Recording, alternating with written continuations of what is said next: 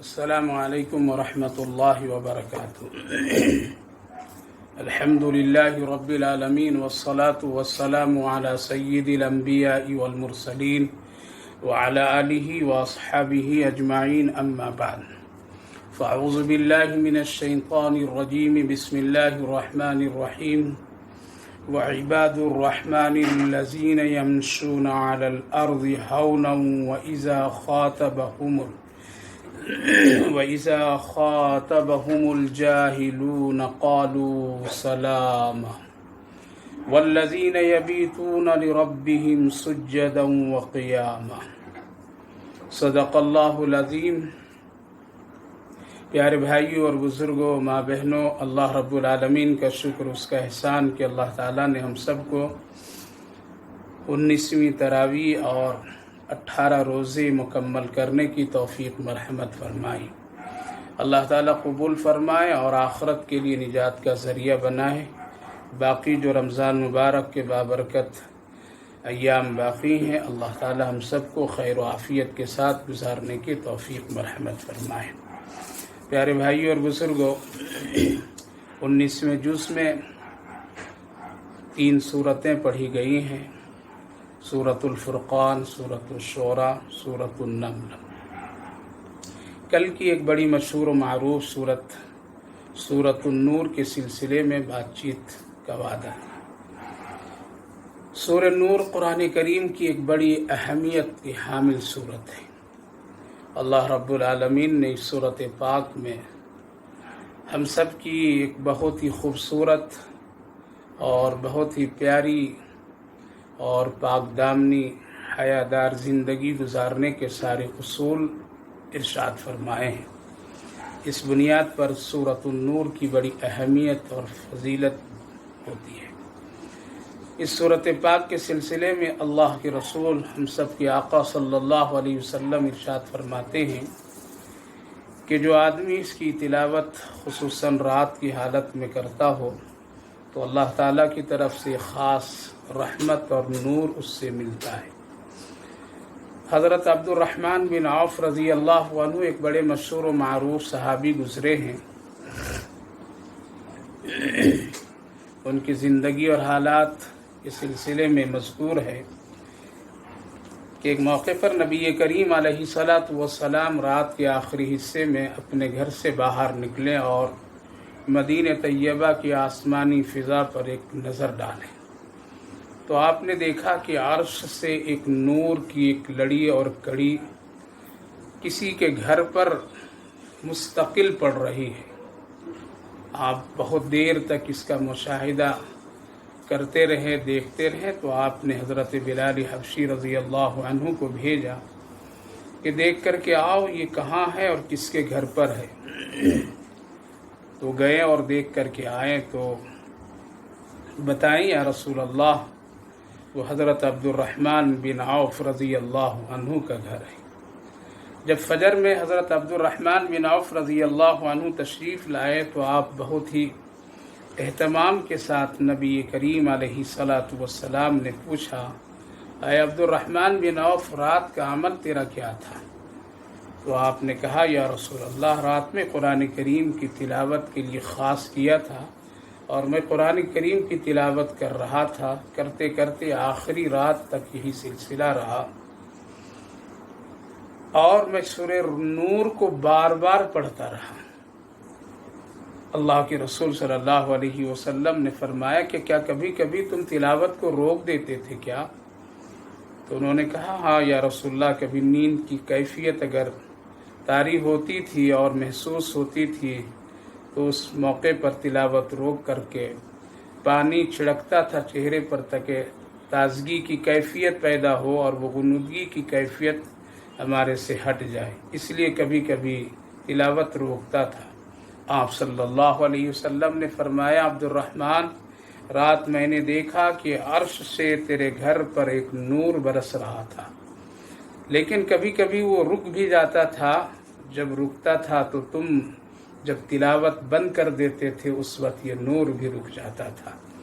تو میرے بھائیو بزرگوں، اس سے پتہ یہ چلا کہ سورہ رحمان کی تلاوت میں خاص رحمتوں کا معاملہ ہے اور اللہ کی طرف سے ایک خاص عنایات ہے، اس لیے اپنے اپنے گھروں میں خاص کر اس کی تلاوت آخری شب اور آخری رات کے حصے میں کرنی چاہیے، تاکہ اللہ کی خاص رحمت اور نور ہم سب کو حاصل ہو سکے۔ اس صورت پاک میں اللہ تعالیٰ نے جو خاص مضامین ذکر فرمائے ہیں اس کا تعلق عصمت و عفت سے ہے، یعنی پاک دامنی حیادار زندگی ایک مومن، ایک مسلمان، چونکہ اس سے پہلے اللہ تعالیٰ نے سورۃ المومنون میں مومنوں کی خاص ایک کیفیت کو ذکر فرمایا، تو ایک مومن کے لیے اور ایک پاکیزہ انسان کے لیے، ایک مسلمان کے لیے اس دنیا میں پاک دامنی بہت بڑی علامت ہے اور بہت بڑی نعمت ہے۔ لہذا اپنی زندگی میں ایک پاک دامنی اور حیادار ایک زندگی گزارنا ایک بہت بڑی نعمت ہے۔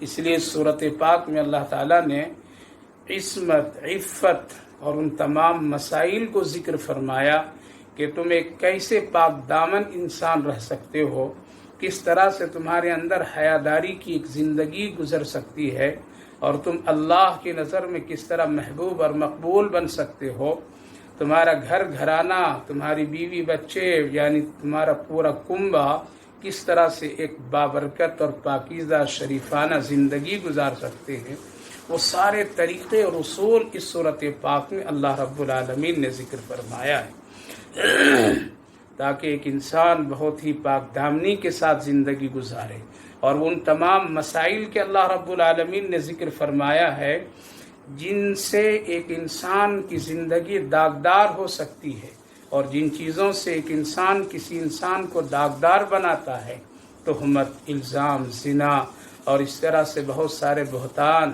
یہ ساری کیفیت اور سارے مسائل کو اللہ رب العالمین نے خوب واضح طور پر ذکر فرمایا ہے، اور اس کی سزائیں بھی بتایا ہے، اور اس پر اللہ کی طرف سے جو لعنتیں اور دوسری چیزیں ہیں اس کا بھی اس میں ذکر ہے۔ اس لیے میرے بھائیو بزرگوں، اس معنی کر اس صورت پاک کی ایک بڑی اہمیت ہے، چونکہ ہم سب کو ایک پاکیزہ زندگی چاہیے، ہم سب کو ایک پاک دامنی زندگی چاہیے، ہم سب کو ایک حیادار زندگی چاہیے، تو اللہ تعالیٰ نے کہیں ہم سب کو بھٹکنے کی ضرورت کے لیے نہیں چھوڑ دیا کہ تم کہیں کسی دوسرے مذہب سے تم لو، بلکہ ایک ایسا اصول قرآن کا، ایک ایسا ضابطہ اور ایک ایسا طریقہ ہم سب کو عطا فرمایا کہ اگر اس کے ذریعے سے ہم لوگ اگر اختیار کر لیں اور اس کو اپنا لیں اور اس پر چلیں تو یقیناً ایک انسان بہت ہی پاکیزہ زندگی گزار سکتا ہے۔ تو اللہ رب العالمین نے سورۃ نور میں انہی سارے مسئلوں کو ذکر فرمایا ہے، اور بات بہت ہی وضاحت کے ساتھ اور بہت ہی ایک اپنے حاکمانہ اور حکم کے طور پر میں اس صورت پاک کا آغاز بھی فرمایا۔ سورۃ انزلناہا وفرضناہا وانزلناہا، یہ تین جملوں پر اگر غور کیا جائے تو اس سے پتہ چلتا ہے اس کے تمام قوانین، تمام حکم، تمام دستور، طریقے، چاہے وہ سزا، جزا، ثواب، چاہے جس نوعیت کی ہو، اللہ رب العالمین نے ایک حاکمانہ طور پر فرمایا انزلناہا وفرضناہا۔ یہ اس میں جتنے بھی احکامات، جتنے بھی باتیں، جن چیزوں سے روکا گیا، جن چیزوں کو کرنے کا حکم دیا گیا، یہ کسی ایرے گیرے کی طرف سے نہیں ہے۔ انزلناہا، ہم ہی نے اس کو اتارا ہے، ہم نے اتارا، یعنی اللہ رب العالمین فرما رہا ہے، اور پھر ہم فرض بھی تم پر کرتے ہیں، یعنی تمہیں حکم بھی دیتے ہیں، اور اس کو کرنے کا تم کو ہم اس کی طرف توجہ بھی دلاتے ہیں۔ یہ حاکم کا حکم ہے، یہ احکم الحاکمین کا حکم ہے، ساری کائنات کا مالک اور بادشاہ کا حکم ہے۔ اسی لیے دو جملے غور کیجیے، انزلناہا وفرضناہا وانزلناہا فیہا آیات بینات لعلکم تذکرون۔ تو میرے بھائیو بزرگوں، اس میں جتنے بھی زنا کے سلسلے میں اور تہمت زنی کے سلسلے میں ایک دوسرے پر کوئی بدزنی اور بدنگاہی اور وہ ساری کیفیتوں کے بارے میں اللہ رب العالمین نے ابتدا سے لے کر کے سارے مسائل کو ذکر فرمائے ہیں۔ اس صورت پاک کی اس لیے اہمیت بڑھ جاتی ہے۔ اس صورت پاک سے ایک بہت ہی اہم واقعہ بھی متعلق ہے، اور وہ یہ ہے کہ اس صورت پاک کی نزول کا جو سبب ہے وہ ایک بہت ہی اہم واقعے سے متعلق ہے، کہ حضرت ام المومنین عائشہ صدیقہ رضی اللہ عنہا پر جب مدینے کے منافقین نے تہمتیں لگائی تھی، اور وہ واقعہ بہت ہی مشہور و معروف ہے، احادیث کی کتابوں میں موجود ہے، بخاری شریف ہو، مسلم شریف ہو، یا جتنے بھی احادیث کے کتابیں ہیں۔ اسی طرح سے قرآن کریم میں اللہ رب العالمین نے خاص کر اس صورت پاک کے نزول کا جو سبب قرار دیا، وہ انہی چند آیات کے ذریعے سے اس صورت پاک کا جو آغاز ہوا ہے، اس سے متعلق وہی واقعہ ہے کہ ایک موقع پر نبی کریم علیہ السلام جب غزوہ بنی مصطلق کے سفر سے واپسی سن 6 ہجری میں آپ کر رہے تھے مدینہ طیبہ کی طرف، اور آپ ایک جگہ پر پڑاؤ ڈالے تھے، اور حضرت ام المومنین عائشہ صدیقہ رضی اللہ عنہا وہاں رکنے کے بعد اپنی ضرورت کی وجہ سے قافلے سے الگ گئی تھی، اور سارے صحابہ اپنی اپنی ضرورتوں سے بھی ادھر ادھر ہوئے تھے تھوڑی دیر کے لیے، لیکن اس دوران جب سب لوگ واپس ہو گئے اپنی ضرورتوں سے فارغ ہو کر کے، اور اللہ کے رسول صلی اللہ علیہ وسلم بھی تشریف فرما ہوئے، اور آپ نے حکم دے دیا کہ اب سفر کرو، آگے نکل کر کے آگے نکلو، تو اللہ کے رسول صلی اللہ علیہ وسلم کے حکم پر سارے صحابہ یعنی پورا قافلہ سفر کے لیے آگے نکل پڑے۔ اس موقع پر حضرت ام المومنین عائشہ صدیقہ رضی اللہ عنہا نہیں پہنچ سکی تھی۔ جو صحابہ کرام رضوان اللہ عنہ مقرر تھے ان کی سواری کو لے جانے اور ہودج کو اٹھا کر کے رکھ کر کے چلنے کا، وہ سب اٹھا کر کے رکھ دیے، اور غفلت میں یہ بات ہو گئی کہ وہ احساس نہیں کر سکے کہ اس سواری پر اور اس ہودج میں حضرت ام المومنین ہیں یا نہیں۔ قافلہ آگے بڑھ گیا، پیچھے حضرت ایک صحابی رسول صلی اللہ علیہ وسلم حضرت صفوان رضی اللہ عنہ پیچھے جب آئے تو ام المومنین وہاں موجود تھی۔ مسئلہ آپ کے ساتھ یہ پیش آیا کہ آپ جس وقت میں اپنی ضرورت سے فارغ ہونے کے لیے تشریف لے گئی تھی، آپ کا ہار ٹوٹ گیا تھا، اس کی تلاش کی وجہ سے آپ کو دیر ہو گئی، اور قافلے تک آنے میں آپ کو اس وجہ سے رکنا پڑا، اس کی تلاش کی وجہ سے۔ اللہ کے رسول صلی اللہ علیہ وسلم تو آگے بڑھ گئے، لیکن پیچھے حضرت صفوان رضی اللہ عنہ کی سواری آئی، اور پھر آپ اس پر سوار ہوئی، آپ کو سوار کیے، اور پھر نکیل پکڑ کر کے حضرت صفوان رضی اللہ عنہ خود حضرت ام المومنین عائشہ صدیقہ رضی اللہ عنہا کو لے کر کے قافلے تک پہنچے، جس کی بنیاد پر میں منافقین کو ایک بات ملنی تھی، موقع کے تلاش میں تھے، اور ان لوگوں کو ایک چیز ہاتھ آ گئی جو مدینہ طیبہ میں افواہوں کی شکل میں تہمت زنی کی کیفیت میں بات پوری پھیلا کر کے رکھ دیے کہ نبی کریم علیہ السلام کی بیوی یعنی حضرت ام المومنین عائشہ صدیقہ رضی اللہ عنہا کے ساتھ اس طرح کی کیفیتیں۔ البتہ مختصر یہ عرض کرنا ہے میرے بھائی بزرگوں کہ جب مدینہ طیبہ میں یہ باتیں پھیلنے لگی اور منافقین خوب پھیلائے، جس کی وجہ سے صحابہ کو متاثر ہونا پڑا، یہاں تک کہ رسول اللہ صلی اللہ علیہ وسلم کو بھی وقتی طور پر حالات سے متاثر ہونا پڑا، اور آپ دیکھتے دیکھتے اپنی طرز زندگی میں کیفیت پیدا فرمائے، جس کا احساس حضرت ام المومنین عائشہ صدیقہ رضی اللہ عنہا بھی محسوس کرنے لگی۔ بات تفصیل ہے، درمیان میں پھر اللہ کے رسول صلی اللہ علیہ وسلم حضرت ام المومنین عائشہ صدیقہ رضی اللہ عنہا کو اپنے والد کے گھر بھیج دیے اور جانے کے لیے حکم بھی کر دیا، وہ چلی گئی۔ اس درمیان میں آپ صلی اللہ علیہ وسلم کو بھی اور مدینہ طیبہ میں صحابہ کو بھی، ایمان والوں کو بھی بڑی ایک بے قراری اور بے چینی کی کیفیت ہوتی تھی۔ منافقین بہت ہی شدت اور سختی کے ساتھ، پلاننگ کے ساتھ، تیاری کے ساتھ اس بات کو خوب پھیلا رہے تھے، جس سے صحابہ کرام رضوان اللہ عنہم اجمعین کا متاثر ہونا ایک فطری چیز تھی۔ لیکن اس درمیان میں اللہ کے رسول صلی اللہ علیہ وسلم وقتاً فوقتاً اپنے قریبی لوگوں سے مشورہ بھی کرتے تھے، ادھر کوئی وحی کی کیفیت بھی نہیں ہو رہی تھی، جس کی وجہ سے مسائل بہت ہی پیچیدہ ہوتے چلے جا رہے تھے۔ آپ اپنے خاص قریب لوگوں کے سلسلے میں مشورے بھی کرتے تھے، لوگ اپنی رائے بھی دیتے تھے، جس کی وجہ سے کبھی اطمینان کی کیفیت ہوتی۔ الغرض مختصر یہ عرض کر رہا ہوں کہ ایک مرتبہ नबी करीम अलैहिस्सलाम ने अचानक एक मशवरा की कैफियत में हज़रत अली रज़ी अल्लाह अन्हु मस्जिद नबवी में मौजूद थे। वहीं साथ साथ हज़रत उस्मान गनी रज़ी अल्लाह अन्हु भी मौजूद थे। थोड़ी देर के बाद हज़रत अमीरुल मोमिनीन उमर फारूक रज़ी अल्लाह अन्हु भी तशरीफ़ लाए। आपने हज़रत अली रज़ी अल्लाह अन्हु से इस सिलसिले में पूछा, ऐ अली, इन तमाम मसाइल के बारे में तुम्हारी क्या राय है? अल्लाह अकबर। पाक दिल पाक नीयत रखने वाले प्यारे आका से मोहब्बत करने वाले की अजीब व गरीब जवाब है। मेरे भाइयों बुजुर्गों, ऐसे मौके पर अपने लोग भी हाथ छोड़ देते हैं, उनकी भी जुबान बदल जाती है, मिजाज बदल जाता है, रायें बदल जाती है, ख्यालात बदल जाते हैं। ऐसे मौके पर अपना भी दूर नजर आने लगता है। लेकिन सहाबा किराम रिज़वानुल्लाहि अन्हुम अजमईन आका से इस कदर मोहब्बत फरमाते थे और अपनी नीयतों को इतना पाकीज़ा रखते थे कि वो जल्दी इन हालात से मुतासिर नहीं होते थे। आज तो हम लोग सुनी सुनाई बातों से न जाने कितने लोगों से बदजन हो जाते हैं। बाप बेटे से बदजन हो जाता है, बाप बेटे से बदजन हो जाता है, बेटा बाप से हो जाता है, शौहर बीवी से बदजन की कैफियत पैदा हो जाती है, रिश्तेदार रिश्तेदार से बदसन हो जाते हैं। अल्लाह के रसूल ने फरमाया, अली तेरी क्या राय है, कुछ तो बोलो। हजरत अली रजी अल्लाह अन्हु ने कहा, या रसूल अल्लाह, हम लंबी चौड़ी बात तो नहीं कह सकते हैं, एक बात मेरी जो राय और मेरे दिमाग में जो बात है और मेरे ख्यालात में है, मेरे यकीन में है, और वो ये है कि एक मरतबा आप मस्जिद नबवी तशरीफ ला रहे थे, आपके जूती मुबारक में गंदगियां लगी हुई थी, निजासत लगी हुई थी।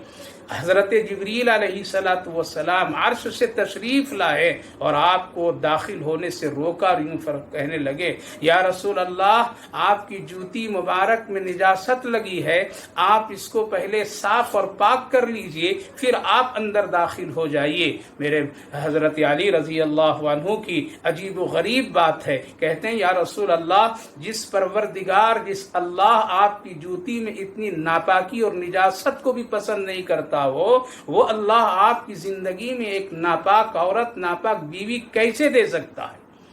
अल्लाह के रसूल सल्लल्लाहु अलैहि वसल्लम इस सवाल और जवाब की कैफियत में बहुत मुतासिर हुए। आपको अंदर से एक सुकून की कैफियत मिली। लिहाजा या रसूलल्लाह, हम यकीन करते हैं और यकीन से कहते हैं कि हज़रत उम्मुल मोमिनीन आयशा सिद्दीक़ा रज़ी अल्लाह अन्हा पर जो बातें आज फैलाई जा रही है वो एक इल्ज़ाम है, एक साजिश है, एक तुहमत है। हज़रत आयशा सिद्दीक़ा पाक और पाक दामन है। अल्लाह के रसूल सल्लल्लाहु अलैहि वसल्लम ने हज़रत उस्मान गनी रज़ी अल्लाह अन्हु की तरफ निगाह उठा करके पूछते हैं, ऐ उस्मान, तेरी क्या राय है? ये दोनों आपके करीब हैं, दामादे रसूल भी कहलाते हैं। हज़रत उस्मान गनी रज़ी अल्लाह अन्हु ने बड़ी अजीब व गरीब बात फरमाते हैं। कहा, या रसूल अल्लाह, हम जब आपके साथ चला करते हैं तो हम देखते हैं कि आसमान से बादल एक कैफियत में आप पर साया फगन हो जाया करता है, और आप जब भी जहां भी चलते हैं आप पर बादल साया किया हुआ रहता है। कभी आपकी तस्वीर और छाव जमीन पर नहीं बनती है। क्यों? एक मौके पर आपसे हमने पूछा था तो आपने फरमाया था, मेरी तस्वीर और छाव इसलिए धूप में अल्लाह नहीं बनने देता है ताकि मेरे पीछे जो लोग चलते हैं कहीं उस तस्वीर और छाव पर उसका कदम न पड़ जाए। अल्लाह को ये भी मंजूर और पसंद नहीं है कि मेरे महबूब की छाव और तस्वीर पर किसी इंसान की कदम पड़े, इसलिए बादल साया किया रखता है ताकि ये छाव और तस्वीर न बने। या रसूल अल्लाह, जिस परवरदिगार ने आपकी इतनी हिफाजत करता हो, ऐ अल्लाह के रसूल, जिस परवरदिगार आपकी तस्वीर पर कदम भी किसी का पड़ने नहीं देता हो, इतना ख्याल और रहमतों का मामला फरमाता हो, वो अल्लाह कभी भी आपको कोई नापाक औरत और नापाक बीवी नहीं दे सकता है। इसलिए मैं यकीन के साथ कहता हूँ कि वो पाकीज़ा हैं और उन पर जो भी बातें कही जा रही है वो बिल्कुल एक साजिश और तोहमत है मुनाफिकों का, मदीने वालों का। अल्लाह के रसूल, आप इससे इत्मीनान रहिए। اللہ اکبر، یہ کیسی بات ہے، کتنی خوبصورت بات ہے، دل کی کتنی پاکیزہ خیالات ہیں۔ آج میرے بھائیو بزرگوں، ہم ایک دوسرے سے کس قدر بدظن ہیں، کس قدر ایک دوسرے پر الزام تہمت ایک کیفیت کے پیچھے اپنی پوری طاقت لگائے رکھتے ہیں۔ اللہ کے یہاں جواب دینا ہوگا، اللہ کے یہاں ہم سب کو کھڑا ہو کر کے اپنی زندگی کو سامنے کر کے جواب دینا پڑے گا۔ حضرت عمر رضی اللہ عنہ سے نبی کریم علیہ السلام جب پوچھتے ہیں تو آپ کا جواب بھی بڑی عجیب و غریب ہے۔ حضرت عمر رضی اللہ عنہ کہنے لگے، یا رسول اللہ، جب ہم ایمان نہیں لائے تھے اس وقت بھی آپ کو مکہ میں کبھی دیکھا کرتے تھے، جب ایمان لائے تو شب و روز آپ کے ساتھ زندگی گزرتی ہے، سفر ہو یا حضر ہو، دھوپ ہو یا گرمی ہو، کہیں بھی ہو، اللہ کے رسول آپ کے ساتھ میں خوب رہا، خوب غور سے دیکھتا کہ کبھی بھی آپ کے جسم مبارک پر ایک مکھی اڑ کر کے نہیں بیٹھتی تھی، کبھی نہیں بیٹھتی۔ آپ کو اللہ نے اتنا پاکیزہ بنایا، آپ کے پسینے کو اتنا خوبصورت اور خوشبودار بنایا، آپ کے جسم اطہر کو اتنا اللہ نے سنوارا اور سجایا اور پاکیزہ بنایا کہ ایک مکھی بھی آ کر کے نہیں پڑتی ہے اور نہیں بیٹھتی ہے۔ جس پروردگار، جس اللہ نے اتنی آپ کی حفاظت کی ہو، آپ کے جسم اطہر کو اتنا پاکیزہ بنایا ہو، اتنا خوبصورت اور خوشبودار بنایا ہو، اس کے پسینے کی بھی مہک اور خوشبو اتنا معطر بنایا ہو، وہ اللہ آپ کو کیسے ناپاک بیوی دے گا اور کیسے ایک ناپاک بیوی آپ کے پاس آ جائے گی؟ اے اللہ کے رسول صلی اللہ علیہ وسلم، دوسری بات، آپ اپنی مرضی سے نکاح حضرت عائشہ صدیقہ رضی اللہ عنہا سے کیے یا اللہ کے حکم سے؟ اللہ کے رسول نے فرمایا، عمر، میں اللہ کے حکم سے کیا۔ جب اللہ کے حکم ہے یا رسول اللہ تو آپ چلیے۔ اور حضرت عمر رضی اللہ عنہ نبی کریم علیہ السلام کو اپنے ہاتھوں سے پکڑتے ہیں اور آپ سمٹتے ہیں اور کہتے ہیں، یا رسول اللہ چلیے میرے ساتھ، حضرت عائشہ صدیقہ کو لے کر کے آئیے، وہ پاکیزہ ہیں، یہ تہمت ہے، یہ سازش ہے۔ مفسرین علماء کرام لکھتے ہیں، حضرت عمر رضی اللہ عنہ کے یہ عمل اور یہ آپ کی ایک جرأت مند اور آپ کی یہ رائے اور یہ فیصلہ جب آپ کرتے ہیں اور سناتے ہیں رسول اللہ صلی اللہ علیہ وسلم کو، تو اللہ کے رسول بھی کھڑے ہوتے ہیں۔ کھڑا ہونا تھا اس موقع پر یہ سورۃ النور کو نزول ہوتا ہے اور ساتھ ساتھ چند آیات یعنی 2 رکوع کے مسائل اللہ رب العالمین نے نازل فرما کر کے مکمل برات کا اعلان فرما دیتا ہے۔ اسی لیے کہا جاتا ہے کہ چند ایسی آیتیں ہیں اور حضرت ام المومنین عائشہ صدیقہ رضی اللہ عنہا کی برات کی آیتیں جو نازل ہوئی ہے، یہ فیصلہ ہے، یہ رائے ہے حضرت عمر رضی اللہ عنہ کی رائے، جس پر اللہ نے نزول فرمایا ہے، اس لیے اہمیت اور بڑھ جاتی ہے۔ چنانچہ حضرت نبی کریم علیہ السلام حضرت عمر رضی اللہ عنہ جب تشریف لے گئے ہیں اور پھر یہ مسئلے کو بالکل اللہ نے برات کی آیتیں نازل کر کے مسئلے کو دودھ کا دودھ پانی کا پانی کر کے دکھایا،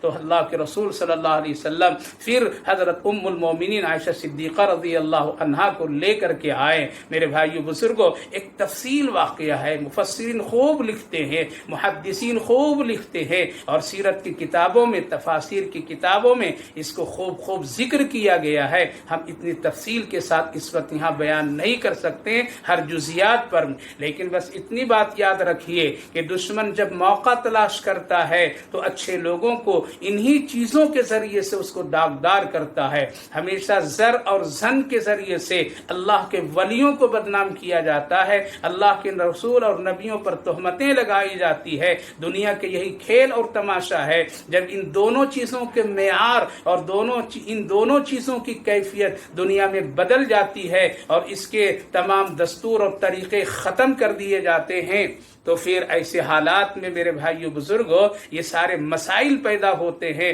اور پھر اچھے لوگوں کو وہ برے لوگ داغدار کرنے کی کوشش کرتے ہیں۔ لیکن اگر اپنی زندگی میں پاکیزگی ہو، اپنی زندگی میں طہارت ہو اور اپنے اندر میں سچائی ہو، تو یاد رکھیے کوئی کچھ بگاڑ بگاڑ نہیں سکتا ہے اور کوئی اس کو نقصان نہیں پہنچا سکتا ہے، بلکہ ایسے لوگوں کو اور ایسے موقع پر اللہ خوب خوب حفاظت فرماتا ہے۔ اسی لیے اس صورت پاک میں اللہ اکبر، اللہ رب العالمین نے تمام ان مسائل کا بڑی سختی کے ساتھ میں ذکر فرما دیا کہ اگر کوئی کسی کے ساتھ میں ظلم کرتا ہے، کوئی بہتان لگاتا ہے، چاہے اپنے میں ہو یا غیر میں ہو، اور اگر وہ ثبوت کے ساتھ پیش نہیں کر سکتا ہے، چاہے وہ زنا کی شکل میں ہو یا تہمت اور کسی اور الزام کی شکل میں ہو، اگر وہ نہیں تو اس کی سخت سے سخت سزائیں ہیں، لعنت ہے۔ ایسے لوگوں کو معاشرہ قبول نہیں کرتا ہے، دنیا والے لوگ بھی پسند نہیں کرتے ہیں، تو اللہ کیسے پسند کرے؟ اس لیے سورۃ پاک میں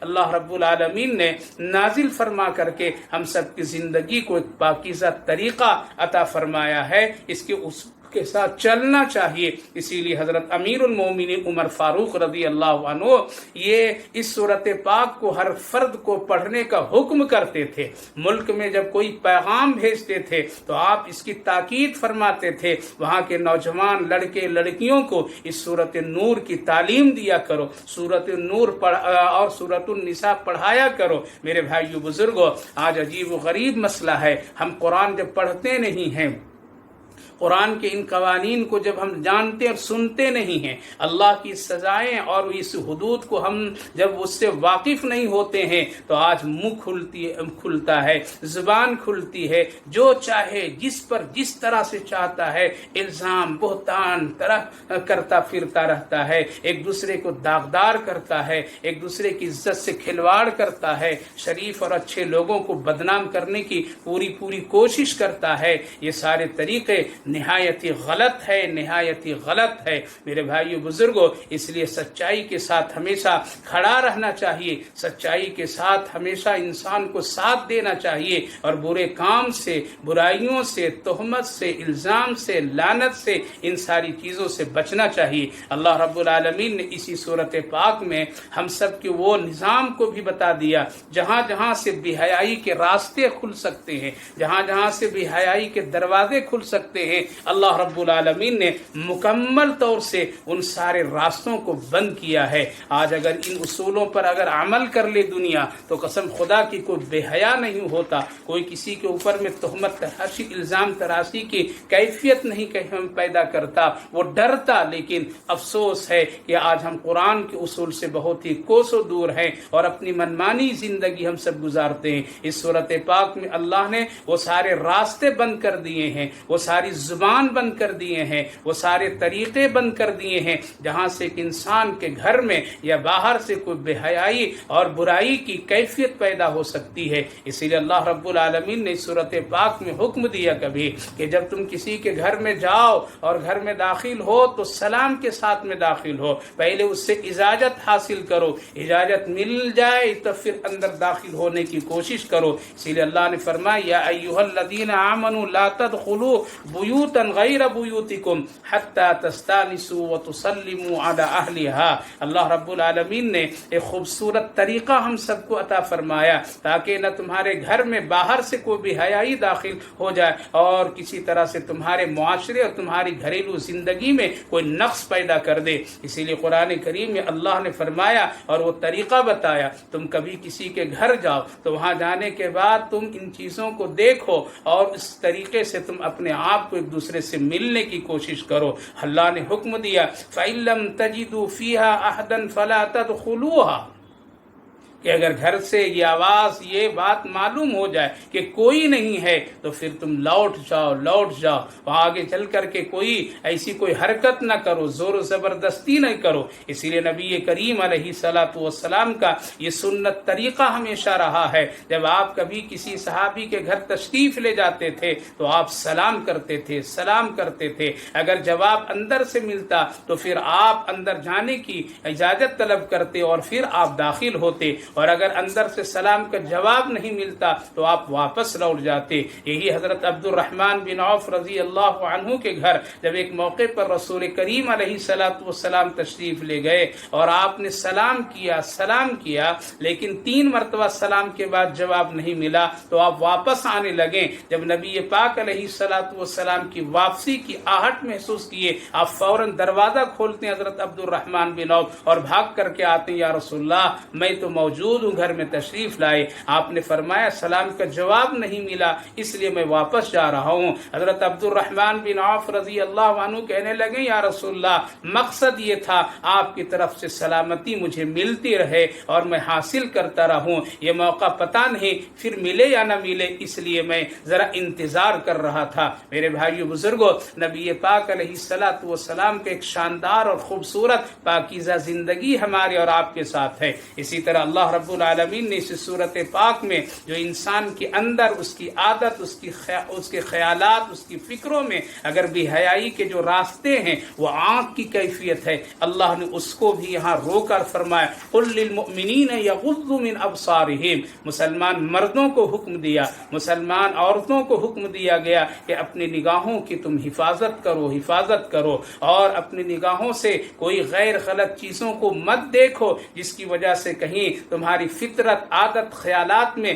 برائی رچ بس نہ جائے اور ایک بے حیا معاشرہ تم پیدا نہ کر دو۔ اس لیے ان تمام چیزوں سے اللہ نے روکا ہے تاکہ تم ایک پاک صاف انسان بنو۔ خلاصہ یہ ہے میرے بھائیو بزرگوں کہ اللہ رب العالمین نے نبی پاک علیہ السلام کی زندگی میں بھی اس طرح کے حالات جو پیدا ہوئے وہ اشارہ اس بات کی طرف ہے کہ اگر دنیا میں کبھی تم کو اس طرح کے حالات سے سامنا کرنا پڑے تو کبھی تم گھبرانا نہیں بلکہ سچائی کے ساتھ ڈٹ کر کے مقابلہ کرنا، اللہ سے مدد حاصل کرنا۔ حضرت ام المومنین عائشہ صدیقہ رضی اللہ عنہا کے سامنے جب یہ بات سامنے آئی تو آپ یہی کہیں فصبر جمیل، جس طرح سے حضرت یعقوب علیہ السلام حضرت یوسف علیہ السلام کے سلسلے میں غم کی حالت میں کہے تھے فصبر جمیل، یا رسول اللہ ہم بھی صبر کی کیفیت میں اللہ کی مدد اور نصرت کا ہم انتظار کریں گے۔ لہذا حضرت ام المومنین عائشہ صدیقہ رضی اللہ عنہا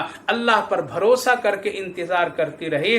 آج قیامت تک قرآن پڑھا جائے گا، قرآن کی تلاوت ہوتی رہے گی اور حضرت ام المومنین عائشہ صدیقہ رضی اللہ عنہا کی برات کی آیتیں بھی پڑھی جائے گی اور پوری دنیا کو یہ کہنا پڑے گا کہ نبی بھی پاک تھے اور نبی کی بیوی بھی پاک تھی۔ ان پر جو تہمت لگائی گئی، الزام لگائے گئے، وہ سب ایک سراسر طوفان اور بہتان کی کیفیت تھی۔ ایسے لوگوں کا انجام اللہ نے دنیا میں بھی بیکار اور برباد کر دیا اور آخرت تو ان کی تباہ اور برباد ہو ہی گئی۔ پتہ یہ چلا کہ کبھی بھی کسی انسان پر غیر غلط طریقے سے الزام تہمت نہیں لگانا چاہیے، اس سے بچنے کی پوری کوشش کرنی چاہیے تاکہ اللہ کے ہاں پکڑ نہ ہو اور کسی طرح سے ہم مجرم نہ بن جائیں۔ اسی لیے اپنی زبان، اپنی تمام کیفیتوں کو خوب بچانا چاہیے۔ حضرت ام المومنین عائشہ صدیقہ رضی اللہ عنہا کی اسی لیے فضیلتیں بڑھ جاتی ہے، آپ کا مقام اور رتبہ امت میں بہت بڑا ہے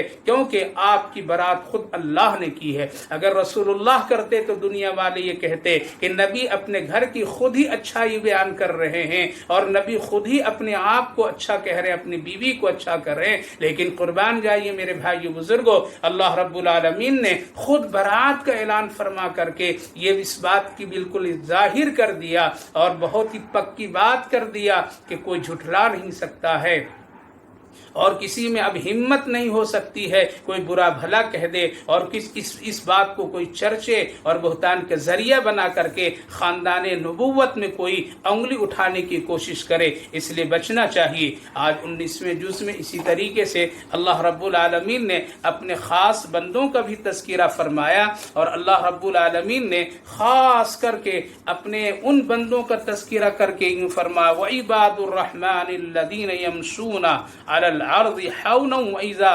خاطبهم الجاهلون قالوا سلاما۔ میرے بھائیو بزرگوں، اس دنیا میں تو سب لوگ اللہ کے بندے ہیں، سب لوگ اللہ ہی کے بندے ہیں، کوئی دوسرے کے بندے نہیں ہیں۔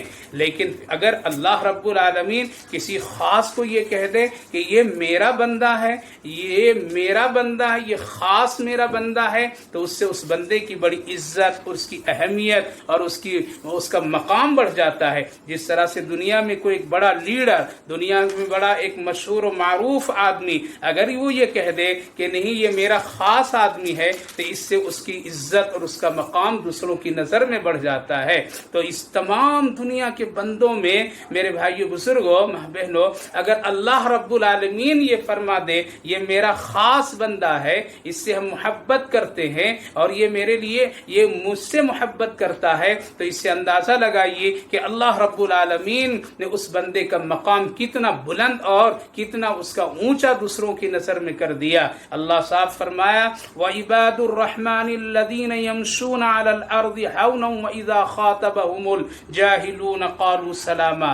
بنیے اللہ کے خاص بندے، اللہ فرمایا رحمان کے بندے۔ اللہ رب العالمین کے دو نام تین نام بہت اہم ہیں، ایک اللہ، ایک رحمان اور رحیم۔ یہاں فرمایا میرے یعنی رحمان کے بندے وہ ہیں کون؟ جو زمین پر بڑی تواضع کے ساتھ چلتے ہیں، اکڑتے نہیں ہیں، مکڑتے نہیں ہیں، کسی کو تکلیف نہیں دیتے، اذیت کی کیفیت نہیں پیدا کرتے ہیں۔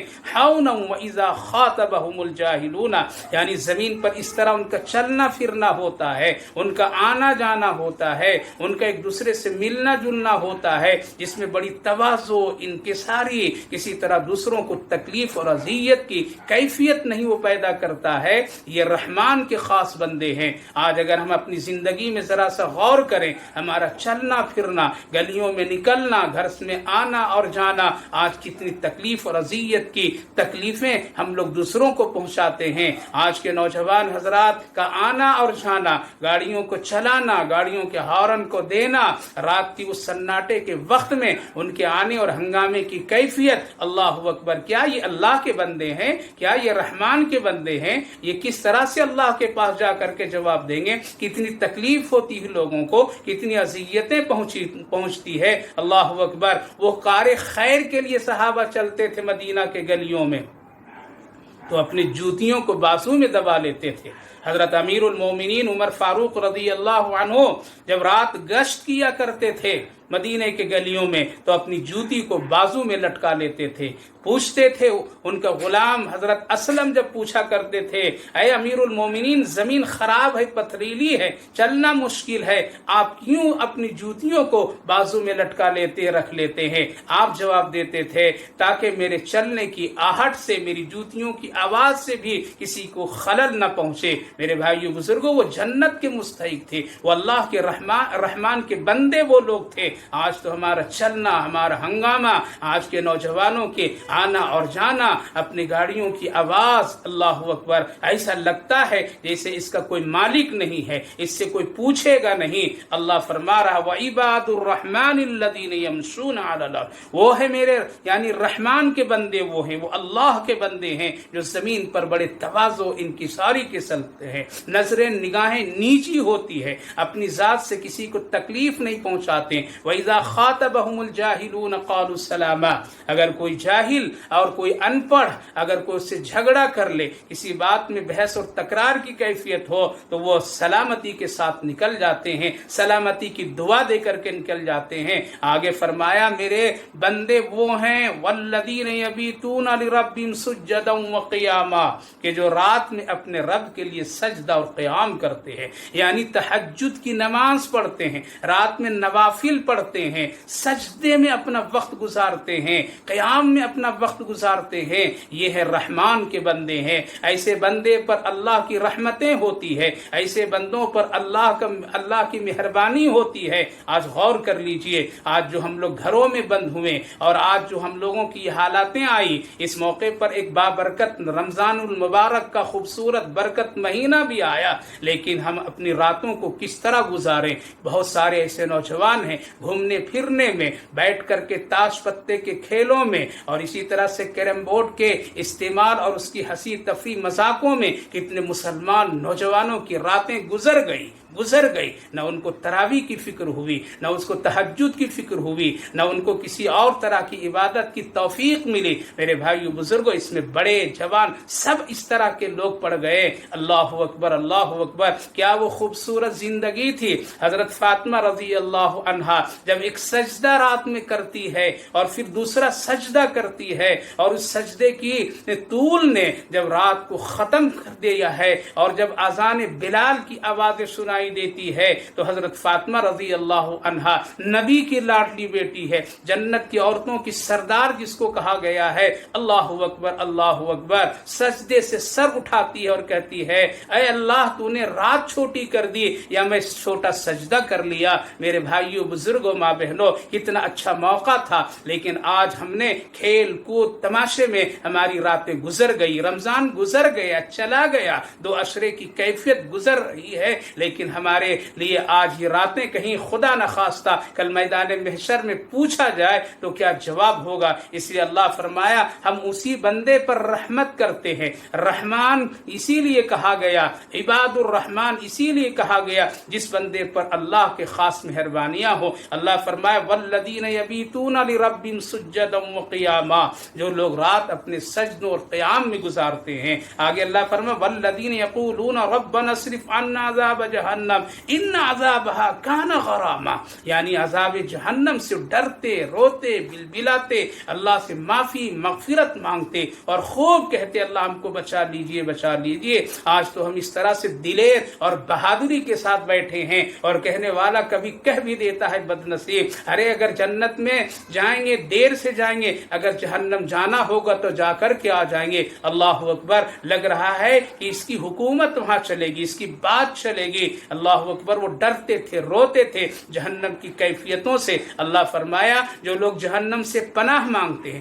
جو لوگ جہنم سے ڈرتے ہیں اور عذاب کے سلسلے میں اللہ سے مدد مانگتے ہیں، مغفرت چاہتے ہیں، اللہ فرمایا کہ یہ میرے خاص بندے ہیں. انہا ساعت مستقر و مقامہ. آگے اللہ فرمایا والذین اذا انفقوا لم یسرفوا ولم یقتروا وکان بین ذلک قواما. اللہ فرمایا وہ لوگ جو اللہ کے راستے میں خرچ کرتے ہیں، ولم یسرفوا، اور پھر اس میں بیزا نہیں اڑاتے ہیں، فضول خرچیاں بھی نہیں کرتے، حلال طریقے سے وہ لوگ اللہ کے راستے میں خرچ کرتے ہیں اور پھر اس پہ وہ ڈرتے بھی نہیں ہیں اور وہ کسی طرح سے وہ اس سلسلے میں خوف زدہ بھی نہیں ہوتے ہیں، بیجا نہیں، اسراف نہیں کرتے ہیں اور نہ تنگی محسوس کرتے ہیں. یہ ہے رحمان کے بندے.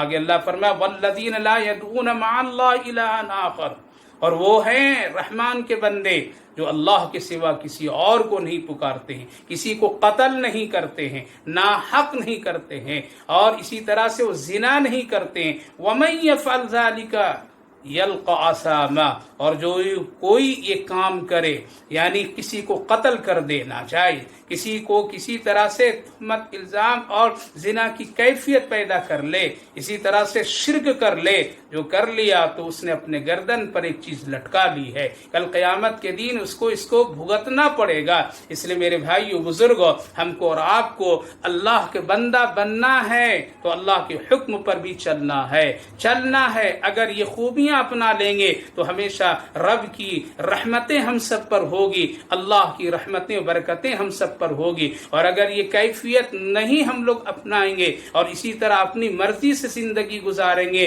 رات آئی جیسے چاہیں گزار دیں گے، دین کے اجالے میں جیسے چاہیں گے ہم اپنی زندگی گزار لیں گے، جس پر جو چاہیں گے تہمت الزام بہتان سب لگا کر کے اپنے آپ کو شان دکھا لیں گے، تکبر غرور کی کیفیت پیدا کر لیں گے، معافی तलाफी नहीं करेंगे।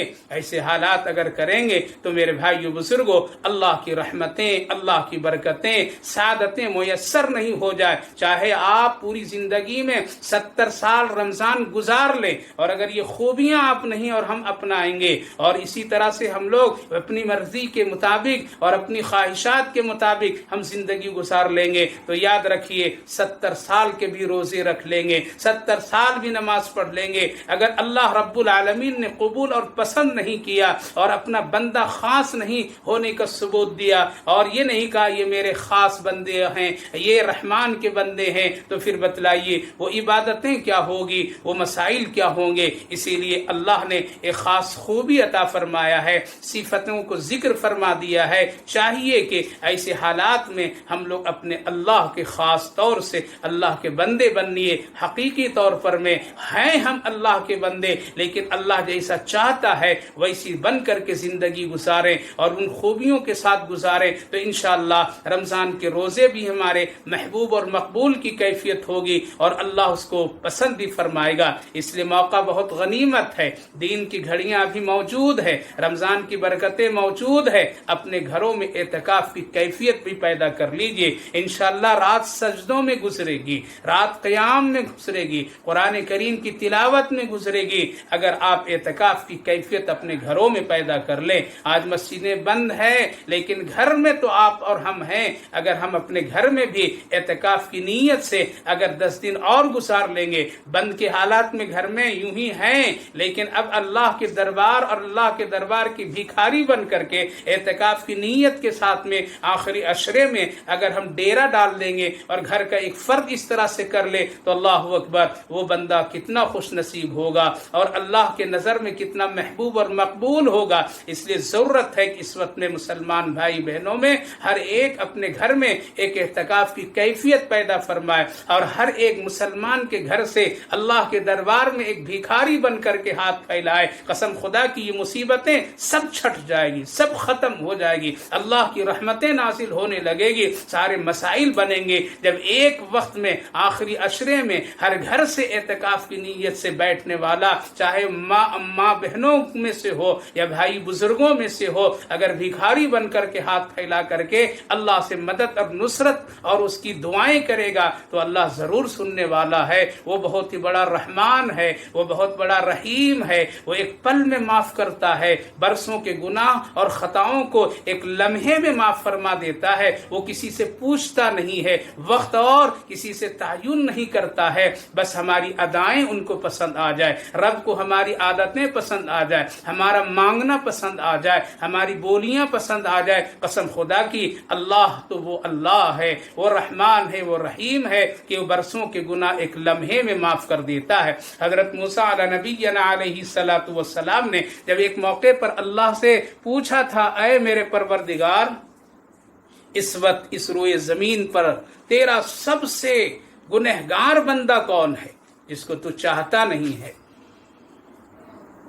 तो अल्लाह ताला ने फरमाया, मूसा ये बात पूछने की नहीं थी, लेकिन अगर तू पूछ लिया है तो आज जब तुम घर से निकलोगे, जिस शख्स पर तेरी पहली नजर पड़ेगी वही शख्स सबसे ज्यादा इस वक्त गुनहगार है इस रोए जमीन पर।